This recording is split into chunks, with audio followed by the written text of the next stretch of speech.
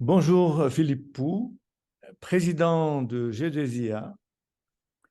Bonjour Gérard. Cet entretien avec Nora Rach. Dans la communauté arménienne, il existe certaines associations atypiques que l'on voit le nom apparaître de temps en temps à certaines occasions, et G2IA en fait partie. Que représente le groupement interprofessionnel arménien? Quel est son but et quelles sont ses actions? J'aime bien l'idée du atypique. C'est vrai que le G2IA est une association qui est plus à but économique que humanitaire. Mhm. C'est une association qui a été créée il y a 42 ans maintenant. Il va falloir qu'on fête ça dignement un de ces jours. Essentiellement par des gens qui étaient dans les affaires et particulièrement des architectes d'ailleurs. C'est très Mhm. amusant. Il y avait une grande quantité d'architectes dans les premiers bureaux. Et puis ça s'est étoffé. Et d'ailleurs, pour la petite histoire, le G2IA s'appelait le GIA, donc le groupe interprofessionnel arménien, qui est devenu le groupe international interprofessionnel arménien, parce que GIA, fut une époque, c'était pas Ah oui, le meilleur nom à c'est cause de ce ça. qui se passait en Algérie. Et du coup, ça permet d'ailleurs d'avoir une identité assez forte, un Mhm. nom avec un chiffre à l'intérieur, c'est assez sympa. Et on a mené alors énormément d'actions. Alors je peux pas parler de tout le passé, j'ai pas tout connu, j'étais même pas dans ces circuits-là à l'époque. Mais il y a eu beaucoup d'actions de formation, de création de liens entre France et Arménie, toujours orientées autour de l'entreprise, l'entrepreneuriat, la gestion, l'administration, et puis en même temps, un certain nombre d'orientations sur le développement économique, y compris avec la zone.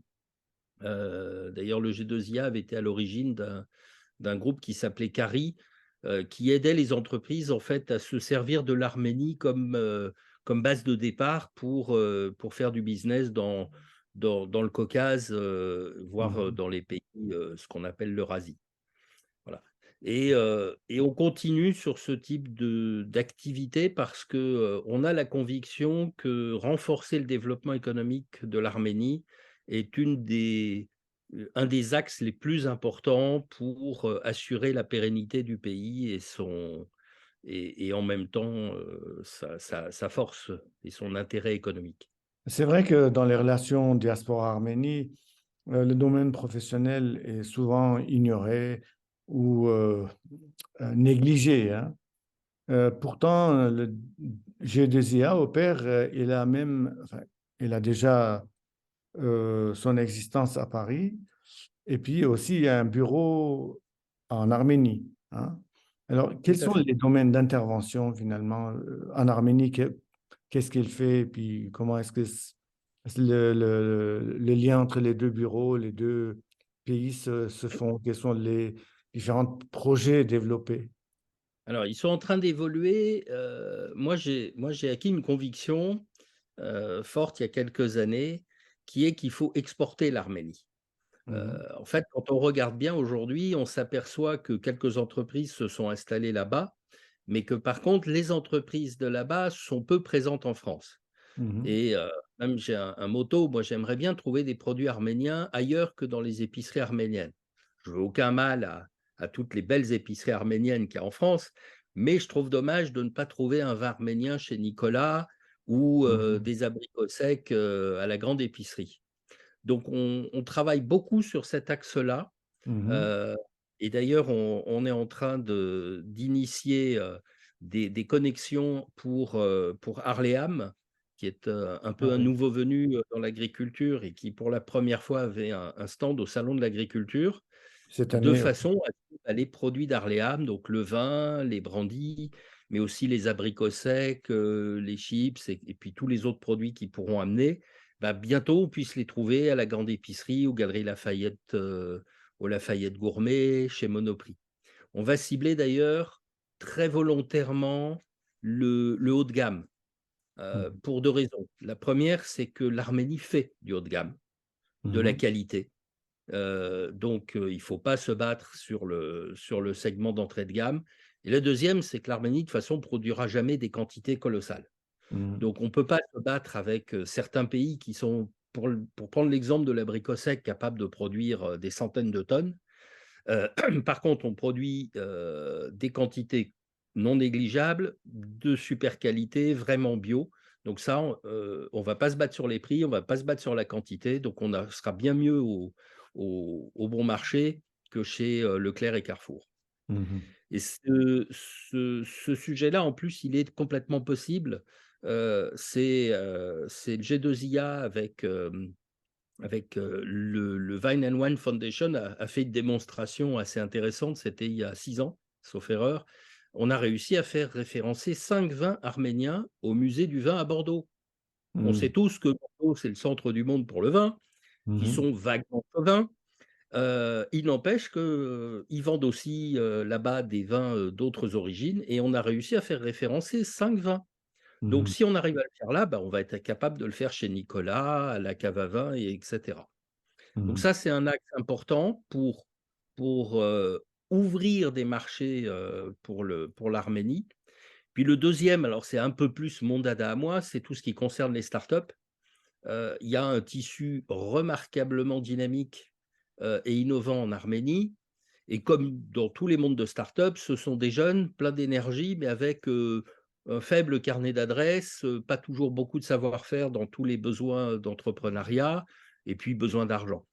Or, qu'est-ce qu'on a nous dans la diaspora? On a des gens qui, parfois ont de l'argent, mais surtout ont, beaucoup de savoir et puis un carnet d'adresses extrêmement fourni.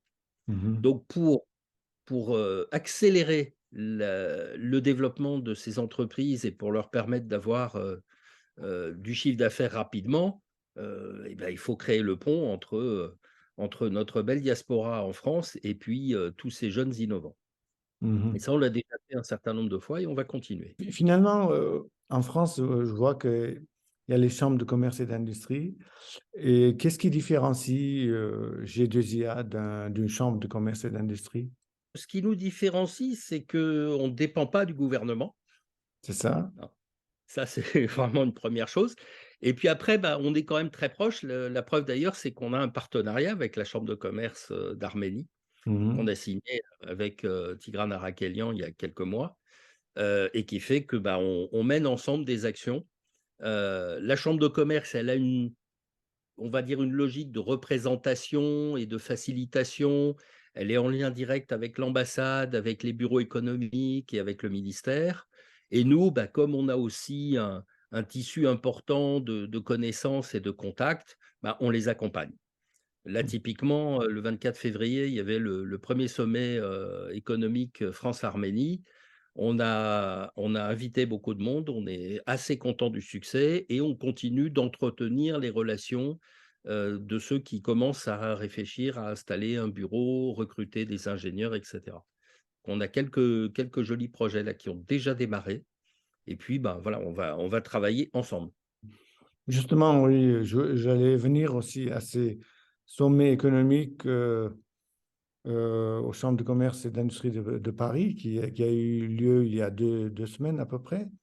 Mhm. Euh, Là, donc, vous collaborez pour mettre en place ces rencontres et est-ce que il y a les résultats, comment est-ce qu'on les mesure? Est-ce qu'il y a des effets positifs Alors, le premier santé? point de mesure, on espérait avoir environ 200 personnes, Oui, on en a eu 300. oui. Donc on se dit que c'était déjà pas mal. On pensait avoir, pas mal d'entreprises intéressées, on en a eu 164 si je ne me trompe pas. Mhm, Donc c'est énorme. 164 entreprises françaises qui sont venues écouter ce qu'on peut peut-être faire en Arménie. Et mhm, puis, maintenant, on va le mesurer, en regardant, qui crée une filiale, qui, ouvre un bureau de R&D, qui crée de l'emploi, ou qui fait du chiffre d'affaires en Arménie. mhm, Du chiffre d'affaires croisé entre l'Arménie, et la France. mhm, Donc, on a un plan de suivi maintenant avec la chambre de commerce, à Erevan, de façon, à suivre, tous les contacts qui ont été montés et à regarder comment ils se concrétisent et à Mhm. favoriser cette concrétisation. Ce qu'il faut pas oublier quand même que pour de purs Français, l'Arménie, c'est quand même un petit peu particulier. Déjà, il y a un alphabet spécial, particulièrement spécial. Il y a des démarches qui ressemblent à celles de la France, mais bon, c'est quand même en arménien. Donc, ils ont besoin d'un peu d'aide de gens comme nous et puis de gens comme la chambre de commerce pour savoir bah, comment on crée une filiale, quelles sont les démarches, quels sont les papiers à remplir. Et moi, je le sais moi le premier, puisque pour faire certaines choses là-bas, j'ai été obligé d'aller faire traduire mon passeport à l'ambassade. Et donc, moi, j'ai une version en arménien de mon passeport. C'est assez Mhm. inhabituel. Mhm. C'est ça, ouais. Finalement, qu'est-ce qui pousse, qu'est-ce qui attire? Ça, c'est intéressant de savoir, hein, qu'est-ce qui attire les entreprises françaises ou étrangères à l'heure actuelle où finalement la situation politique à la frontière n'est pas au top, il y a des risques. Donc, c'est quand même un exploit de faire ce sommet et d'attirer plus de 100 entreprises françaises, hein. Alors, j'ai envie de dire déjà, il y a pas tant de pays que ça où on est tranquille dans le monde. Mhm. Hein. Et, si on regarde la rétrospective, beaucoup d'entreprises s'étaient installées en Russie. Aujourd'hui, ils le regrettent. Ils Mhm. sont obligés de licencier, ils ferment des places. Donc voilà, je pense pas que ça soit le facteur numéro un dans la décision. Mhm. Heu, Plus ce sont des entrepreneurs. Les entrepreneurs, c'est des gens qui osent prendre des risques. Alors Mhm. après, qu'est-ce qui les attire? Bah, le point principal, c'est contrairement à ce qu'on pense parfois sur le niveau de vie, les salaires et cetera, c'est la qualité de l'enseignement et le niveau d'expertise. Mhm. Il est clair que, quand on regarde en informatique et en mathématiques, le niveau d'études est extraordinaire et on n'en trouve pas tant que ça dans beaucoup de pays. Mhm. Quand on pense à aller regarder, de ou créer des centres de R&D, dans certains pays. Il y en a qui viennent pour l'informatique en autorité spontanée, mais parce qu'il y a beaucoup de développeurs, mais pas à un grand niveau. Et moi, Mhm. typiquement, j'ai souvent expliqué à des entreprises, l'Arménie est un des endroits où il y a eu le plus grand nombre d'innovateurs. C'était un peu la Silicon Valley des soviétiques.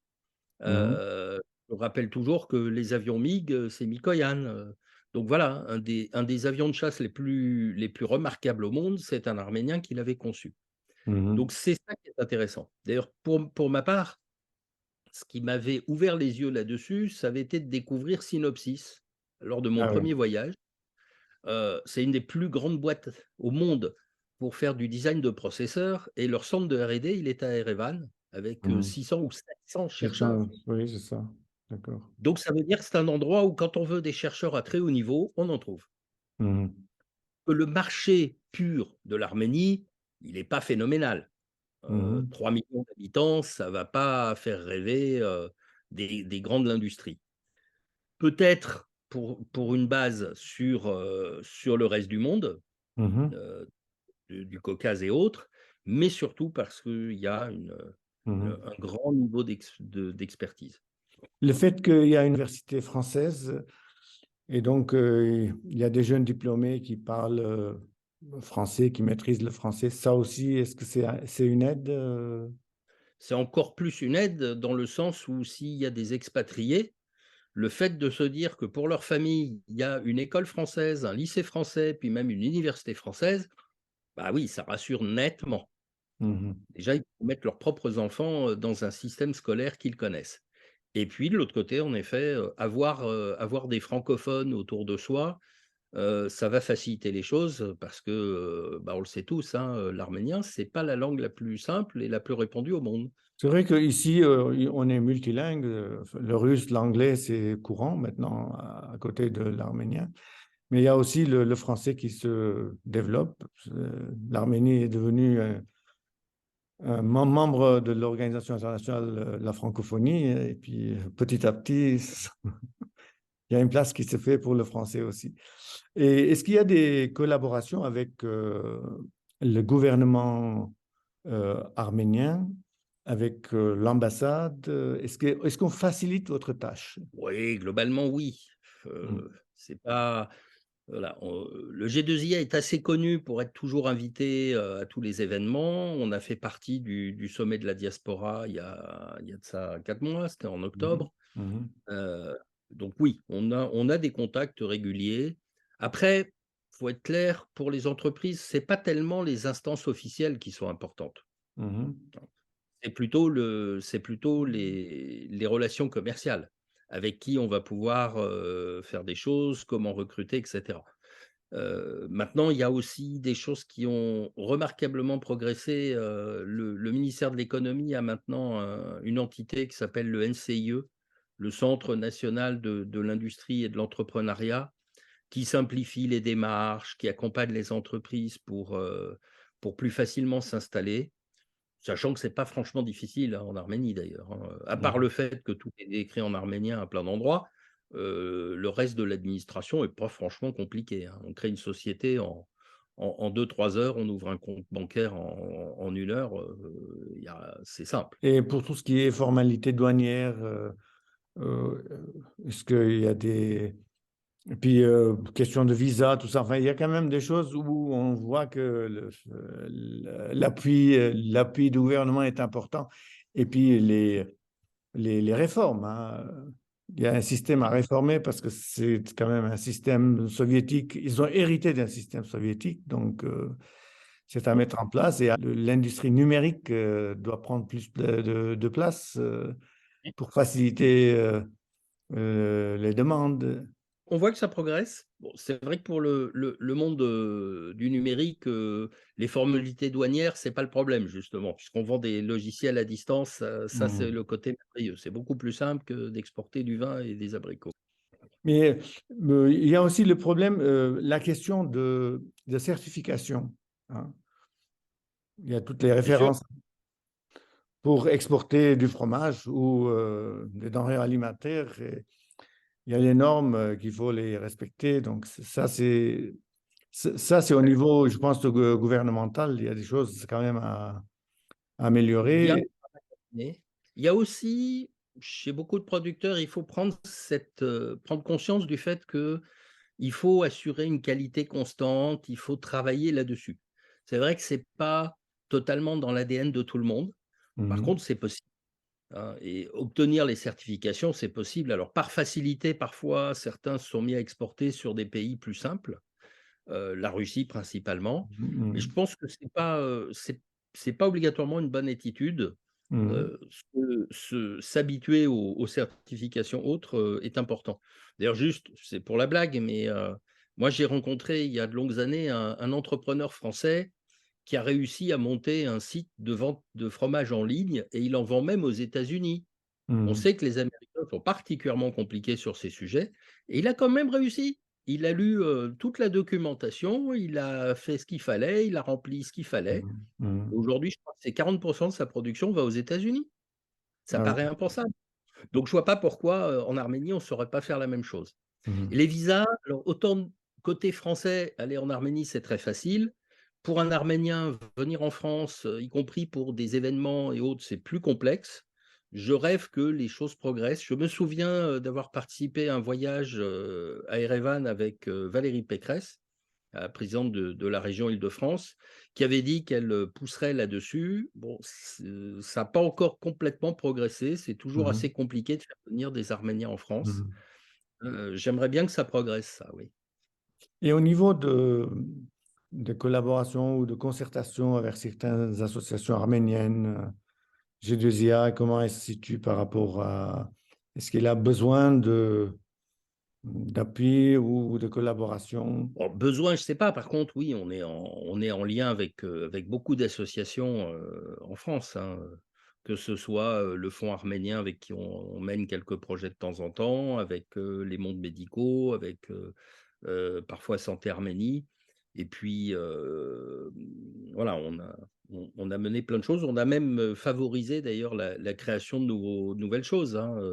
On a été on a été un peu le fer de lance de RELC, qui est Ah l'école oui. de coding que Cyril Mhm. Harpoutlian rêvait de créer. Et on l'a accompagné, on l'a aidé parce qu'il ne connaissait pas assez de personnes pour démarrer, même pour lever des fonds.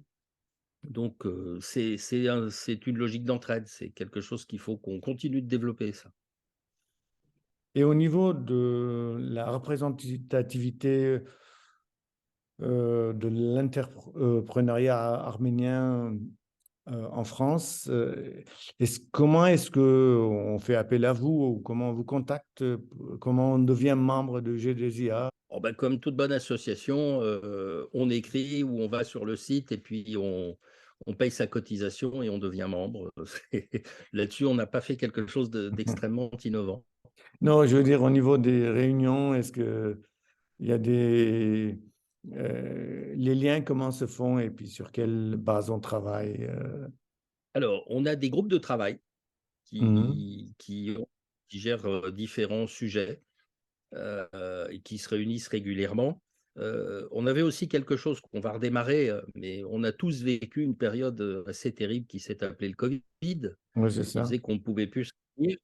Donc en effet, une association qui se réunit un peu moins, c'était plus complexe. Et ce qui fonctionnait extrêmement bien avant le covid, c'était les dîners.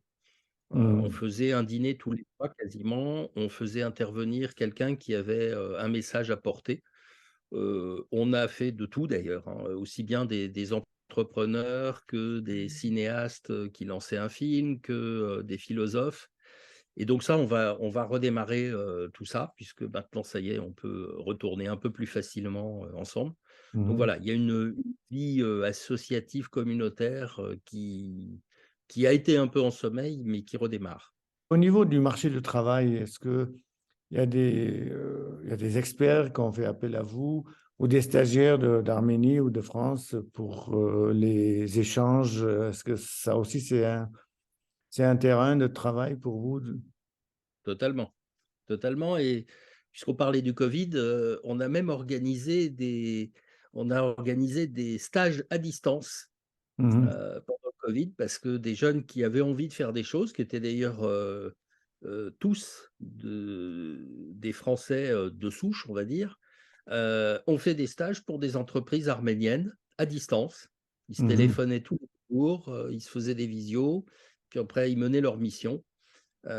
Et ça, là aussi, c'est extrêmement intéressant d'amener des jeunes à découvrir, une autre façon de voir les choses, des entreprises un peu différentes, et ça donne un autre éclairage. Il y a aussi des conventions, et on en a refait une, il y a à peu près un an, sous l'initiative de Sassoon Soji, qui est un des piliers du G2IA, et on va refaire ça, de faire, une présentation de ce que c'est que le marché de l'emploi à des jeunes lycéens, avec des gens qui viennent d'horizons différents, qui leur racontent un peu leur vie, puis qui après les briefent sur la bonne façon de trouver un stage ou un premier emploi. Et je vois que maintenant, il y a des lycées professionnels qui s'exportent, hein, qui se créent en Arménie, sur le modèle des lycées professionnels français. Euh, Mmh. Là aussi, est-ce qu'il y a des échanges sur ce plan, sur ce niveau-là, des stagiaires français qui viendraient travailler en Arménie? Est-ce que c'est acceptable ça au niveau institutionnel? Tout à fait. Et là aussi, on a une chance, c'est qu'il y a aussi Jacques Barry, qui fut président du G2IA, qui a passé toute sa vie dans le monde de l'enseignement, qui aujourd'hui d'ailleurs travaille, au montage d'un lycée agricole, en partenariat avec le fonds arménien. Mhm, Voilà, c'est aussi un sujet. Donc, tout à l'heure, je parlais des groupes. Ben, voilà, il y a groupe de travail sur l'éducation, groupe de travail sur l'export, groupe de travail sur, l'IT. Et après, bah, ceux qui ont des idées, qui ont envie de faire quelque chose de nouveau, de différent, ils sont les bienvenus pour poser leurs projets et puis, gérer un groupe de travail. Merci pour toutes ces informations et j'espère que GDZIA continuera son travail, son œuvre pour le développement économique et les échanges entre la France et l'Arménie. Merci beaucoup. Ben, j'en doute pas, et merci de cette opportunité pour, prendre la parole.